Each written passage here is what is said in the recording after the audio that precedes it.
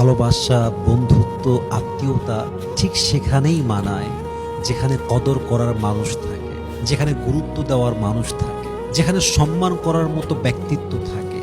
যদি ভালোবাসার ভেতরে আত্মীয়তার সম্পর্কের মাঝে সম্মান না থাকে, কদর না থাকে, একে অপরের প্রতি ভালোবাসা না থাকে, যত্ন না থাকে, তাহলে সে সম্পর্ক কোনো সম্পর্ক নয়, সে বন্ধুত্ব কোনো বন্ধুত্ব নয়, সে হাজব্যান্ড ওয়াইফের রিলেশনশিপটা কোনো রিলেশনশিপ নয়। এটা সিচুয়েশনশিপ ছাড়া, পরিস্থিতির শিকার হওয়া ছাড়া আর দ্বিতীয় কিছু হতে পারে না। ঠিক কিনা বলেন?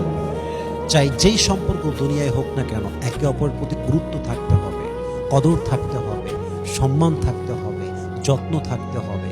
যত্ন নাই যে ভালোবাসায়, এটা কোনো ভালোবাসা হতে পারে না। যে সম্পর্কে বিশ্বাস নেই, এই সম্পর্ক কোনো সম্পর্ক হতে পারে না। যে আত্মীয়তার সম্পর্কের মাঝে একে অপরের বিপদের পাশে থাকে না, যত্ন করে না, খবর নেয় না, গুরুত্ব দেয় না, সম্মান করে না, এটা কোনো আত্মীয়তার সম্পর্ক হতেই পারে না। ঠিক কিনা বলেন?